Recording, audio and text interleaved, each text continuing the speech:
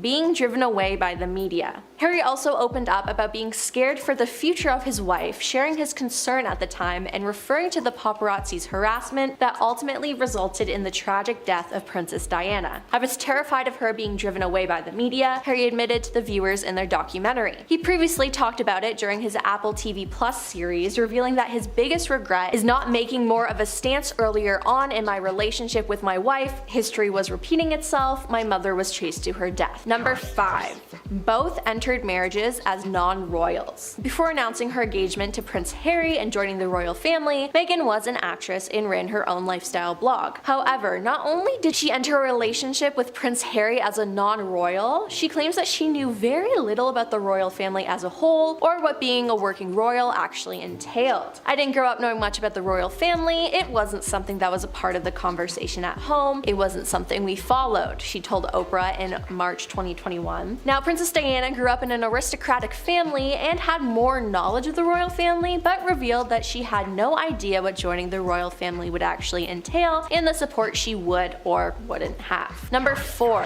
They share the same qualities. It's said that men really do tend to look for partners with similar traits and values as their mothers. A personality test given to the mothers and wives or girlfriends of British men found that they tend to have a lot in common. Men whose mothers have strong values, such as respecting others' opinions and being kind appear to look for the same thing in their other half, and it seems like Harry is no exception to this. In the documentary Harry and Meghan, Harry shares his love for his mother and also expresses that some of the things he loves most about his wife are qualities she shares with the late Princess Diana. In the documentary, Harry said, "So much of what Meghan is and how she is so similar to my mom. She has the same compassion, the same empathy, the same confidence. She has this warmth about her." Now, some people might find this sweet, while others may find it creepy. Which one do you think it is? Number 3. The attention. Princess Diana spoke about how isolating the attention became, especially from the media. She said, "The most daunting aspect was the media's attention because my husband and I, we were told when we got engaged that the media would go quietly, and it didn't. And then when we were married, they said it would go quietly, and it didn't."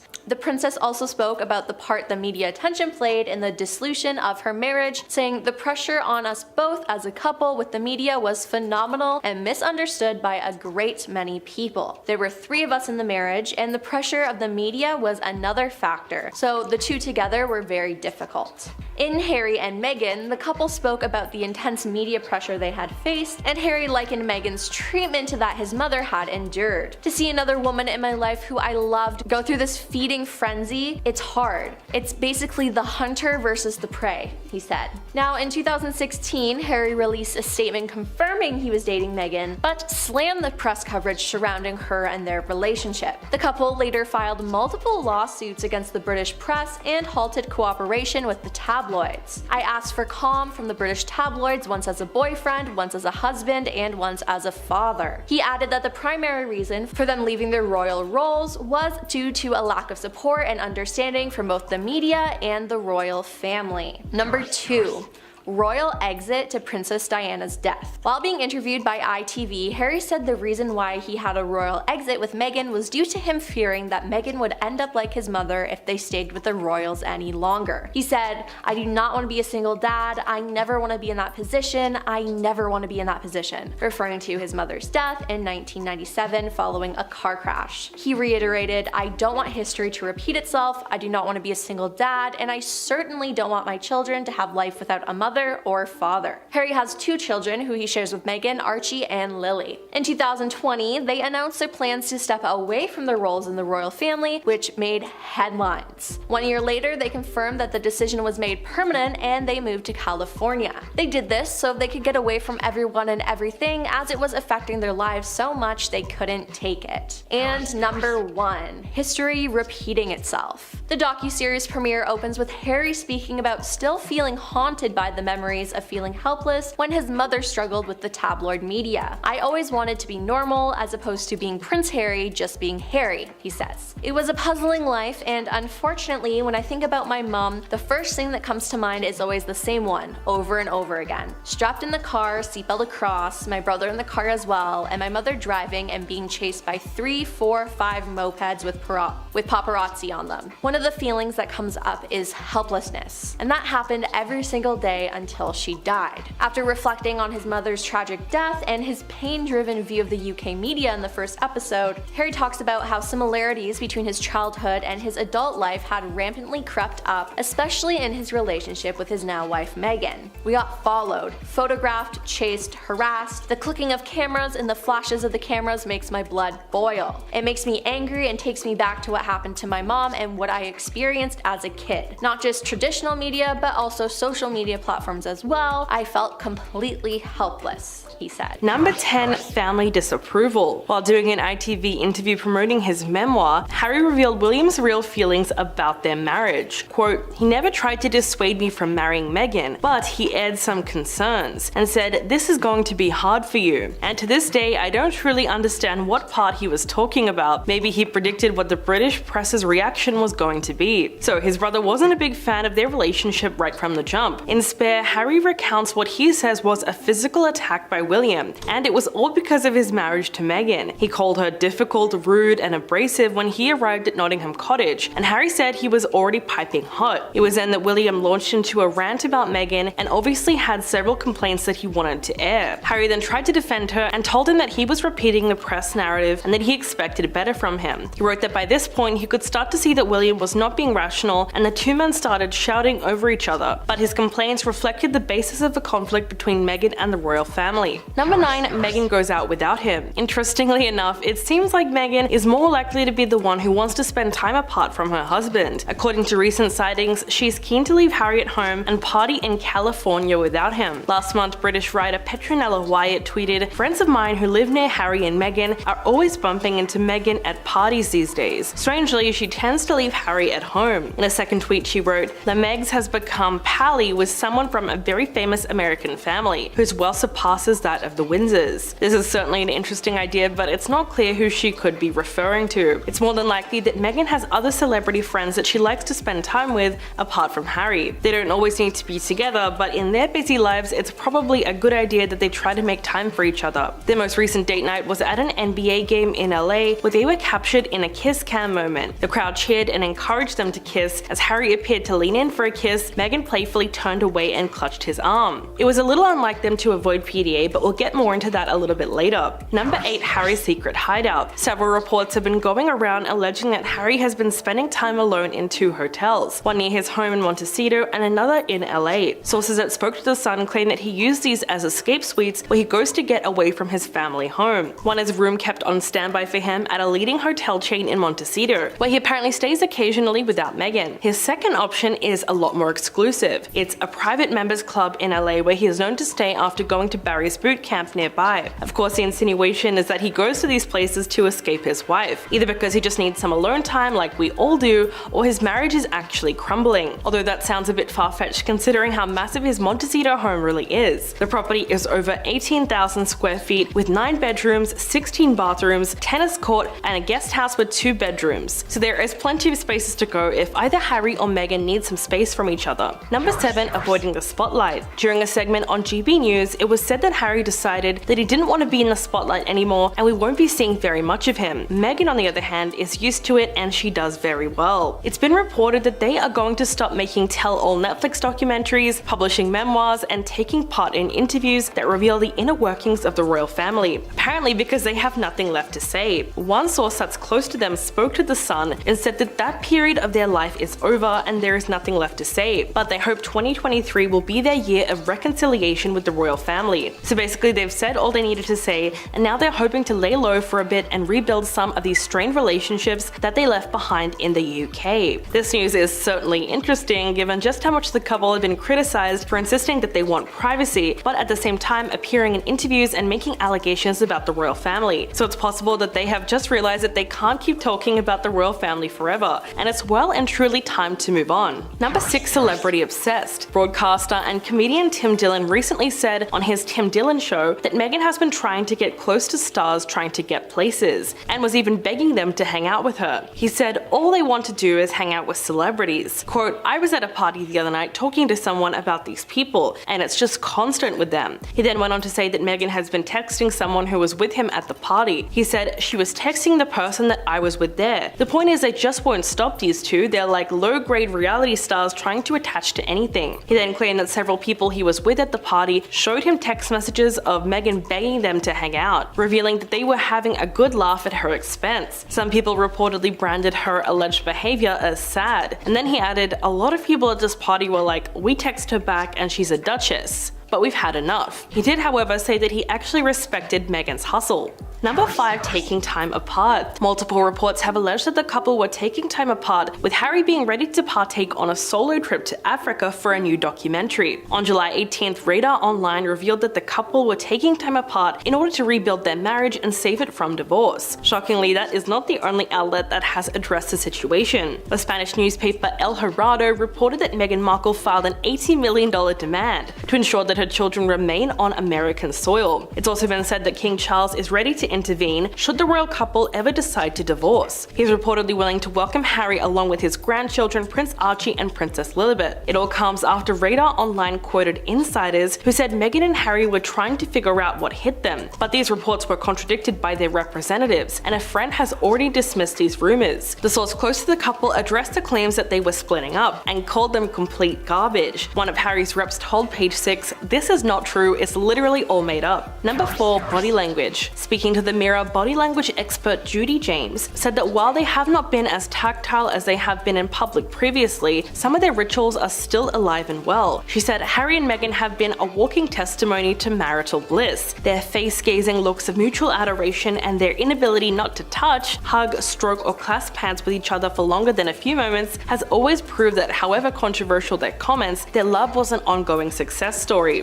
When describing Meghan, she said, "Her wide smile when she is with Harry looks like a statement, a social gesture to let her fans know that her life is still happy and perfect, although his expression is a bit more muted." These breakup rumors came around the same time that some of their Hollywood ventures have proven to be tiresome. Vanity Fair's royal editor Katie Nicole said that Harry and Meghan have churned out a narrative that she thinks has become quite tiresome for most people now. Quote, "There has been for some time an expectation of when we will hear and see content that isn't related to the fallout of the royal family and isn't related to his past, and seeing something new. As of yet, we haven't." Number 3, outside pressures. The couple's marriage is said to be a hot topic among the residents of Buckingham Palace. An unnamed friend of King Charles stepped forward to offer some insight into what he's feeling right now in terms of all these divorce rumors. The person in question broke their silence with the Daily Beast and said that the marriage has to work, but it's not the case of King Charles saying Harry has made his bed and he has to lie in it. It's more of a case of a father wanting his son,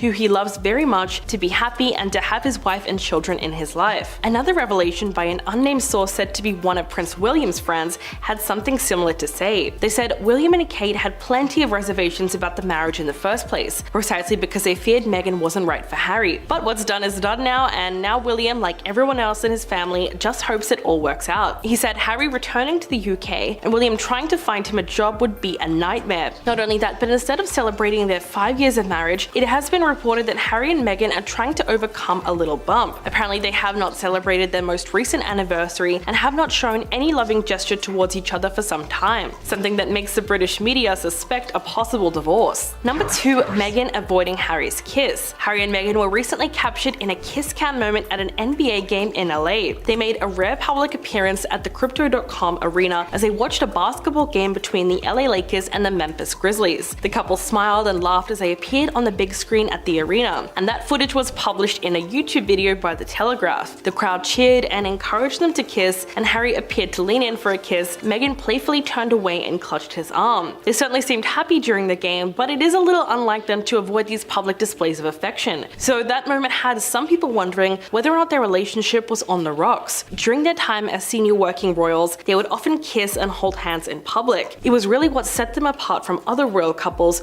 who were a lot less inclined to show PDA. These little affectionate moments really made them seem warm and authentic. So if we don't see that as much anymore, it might be a sign that something is up. And coming in at number 1, financial issues. It's no secret that Harry and Meghan have had their multi-million-dollar Spotify contract scrapped. According to a joint statement, Spotify and Archwell Audio have mutually agreed to part ways and are proud of the series that they made together. So the couple's lucrative deal to produce podcasts has now come to an end. The exact reason for this cancellation remains a mystery, but of course there are a few theories going around. One of them being that Meghan and Harry simply did not hold up their end of the bargain when it came to pumping out content. A source close to the situation told the Post that the Archwell media company didn't produce enough content to receive the full payout of the $20 million deal. Spotify was also said to be unhappy at the pace in which the couple were working to create these new episodes. Since signing the deal in December of 2020, they failed to produce any solid programming until the Archetypes podcast 2 years later. So it's possible that the ending of this deal has put the couple under financial strain until they can book their next big media project. Number 10, family pressure. The couple's marriage is said to be a hot topic among the residents of Buckingham Palace. An unnamed friend of King Charles stepped forward to offer some insight into what he's feeling in terms of all the divorce rumors. The person in question broke their silence with the Daily Beast and said that the marriage has to work. He said, "That's not a case of Charles saying Harry has made his bed and he has to lie in it, but more so the case of a father wanting his son, who he loves very much, to be happy and to have a wife and children in his life." Another revelation by an unnamed source said to be one of Prince William's friends has something similar to say. They said William and Kate had plenty of reservations about the marriage in the first place, precisely because they feared Meghan wasn't right for Harry. But what's done is done now, and William, like everyone else in the family, just hopes it all works out. Harry returning to the UK and trying to find him a job would be a bloody nightmare.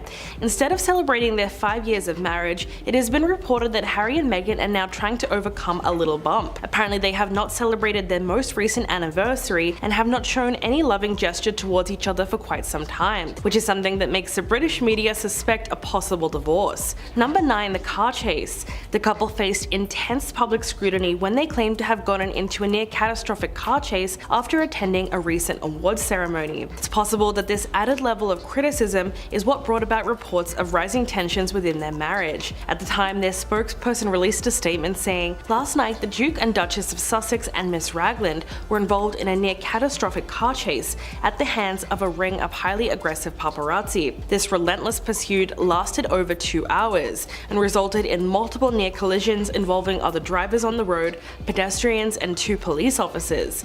But right away, questions were raised about the accuracy of this story. One of the paparazzi drivers involved in the car chase claimed that it was Meghan and Harry's taxi driver who was being reckless. He spoke anonymously to ITV's Good Morning Britain and said that it was very tense trying to keep up with their car because they did a lot of blocking and different types of maneuvers to stop what was happening. He said if it was dangerous and catastrophic, it was more than likely based on the person that was driving. After that, the couple's own taxi driver spoke out about the incident, claiming that the whole thing was more or less exaggerated. Number 8. Meghan parties without Harry. Interestingly, it seems like Meghan is more likely to be the one who wants to spend time apart from her husband. According to recent sightings, she is keen to leave Harry at home and party in California without him. Last month, British writer Petronella Wyatt tweeted, "Friends of mine who live near Harry and Meghan are always bumping into Meghan at parties these days. Strangely, she tends to leave Harry at home." In a second tweet, she wrote, "La Megs has become pally with someone from a very famous American family, whose wealth surpasses that of the Windsors." This is certainly an interesting idea, but it's not exactly clear who she's referring to. It's more than likely that Meghan has other celebrity friends that she likes to spend time with apart from Harry. They don't always need to be together, but in their busy lives, it's probably a good idea that they try to make time for each other. Their most recent date was at an NBA game in LA, where they were captured in a kiss cam moment. The crowd cheered and encouraged them to kiss, and as Harry appeared to lean in for a kiss, Meghan playfully turned away and clutched his arm. It was very unlike them to avoid PDA, so this moment had some people wondering whether or not their relationship was on the rocks. Number 7. Celebrity obsessed. Broadcaster and comedian Tim Dillon recently said on The Tim Dillon Show that Meghan has been trying to get close to stars trying to get places, and was even begging them to hang out with her. He said all they want to do is hang out with celebrities. Quote, "I was at a party the other night talking to someone about these people, and it's just constant with them." He then went on to say that Meghan has been texting someone who was with him at the party. He said, "She was texting the person I was there with. The point is they just won't stop, these two. They're like low-grade reality stars trying to attach to anything." He then claimed that several people he was at the party with showed him text messages of Meghan begging them to hang out, revealing that they were having a good laugh at her expense. Some people reportedly branded her alleged behavior as sad, and then he said, "A lot of people at the party were like, well, we text her back, she's a duchess, but we've had enough." Although he did say that he actually respected Meghan's hustle. Number 6. Royal predictions. Paul Burrell worked for the late Princess Diana for more than 10 years until her death in 1997, and he thinks that Harry will return to the UK for good, but without Meghan. In conversation with GB News, he said, "Am I the only person in the UK that is thinking, has Harry finally woken up to the truth? Has he seen the truth of what his wife is doing and that he's been brainwashed and mesmerized by her beauty or something? Because we all know that he doesn't seem to see it." Burrell insists that he wants Harry to be happy, but he admitted that there was a doubt in his mind that his marriage to Meghan would last. In fact, he believes the prince would return to the UK for good and be welcomed with open arms by both his father and brother. He claimed that Harry's children are the reason he has remained in California, because splitting up from his family right now would be a little premature. He said, "You will inevitably see cracks in this marriage because we know with great press and great criticism and world fame comes great pressure, and this couple will have great pressure on their shoulders. But if he left this relationship now, he would lose his children because she would keep them in America and he wouldn't be able to see them." Number 5. Meghan gets tired of Harry. According to a report from royal journalist Tom Bower, Meghan appears to be getting tired of Harry, and the two of them have started to live independently and separately. According to Bower, the rumors coming out of London speculate that Meghan Meghan will at any moment say this is enough and negotiate with King Charles some kind of deal to break off the marriage. Not only that, but her absence at the coronation of her father-in-law is something that further fueled rumors of marital problems. While she stayed in Montecito with Lilibet and Archie, Harry was noticeably uncomfortable when he arrived at Westminster Abbey for the coronation service alone. He was the only one who came solo and sat between two couples in the third row. Meanwhile, his brother, William, Kate and their children were in the front row. We didn't see any interaction between him and his immediate family, and after the service he left the event alone. That painted a very dreary picture of his strained relationships with both his father and brother. Number 4, stepping back. Another major sign that the couple are going through it is the fact that they plan to scale down their media appearances from now on. It's been reported that they are going to stop making tell-all Netflix documentaries, publishing memoirs, and taking part in interviews that reveal the inner workings of the royal family, apparently because they have nothing left to say. One source close to them spoke to The Sun and said that the period in their life is over and there's nothing left to say. But they hope 2023 would be their year of reconciliation with the royal family. So basically they've said all they needed to say, and now they are hoping to lay low for a bit and rebuild some of these strained relationships. This news is certainly interesting given just how much the couple have been criticized for insisting that they want privacy, but at the same time appearing in interviews and making allegations about the royal family. When Harry and Meghan decided to move to California in 2020, it wasn't long before they started appearing in tell-all interviews and planning to make their first documentary. So it's possible that they have realized they cannot keep talking about the royals forever, and it's well and truly time to move on. Number 3, Meghan's family tensions. Samantha Markle has claimed that her half-sister did a lot of damage to their father, Thomas Markle. She called on Meghan to make a public apology to him and the rest of the family. She also spoke to TMZ about her marriage to Harry and said, "I see it ending in divorce unless they get extensive counseling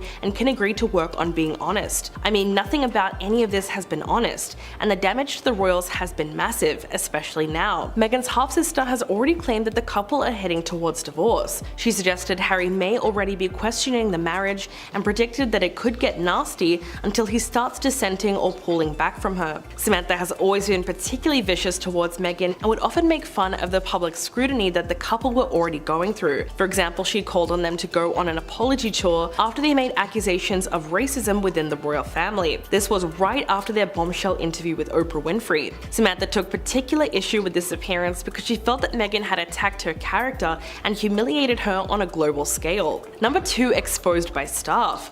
A shocking book called Courtiers: The Hidden Power Behind the Crown claimed that Meghan had always desired to be rejected by the royal family. According to an ex-employee quoted by the author, everyone knew that the institution would be measured by her happiness. The mistake they made was thinking that she wanted to be happy. She wanted to be rejected because she was obsessed with that narrative from day one.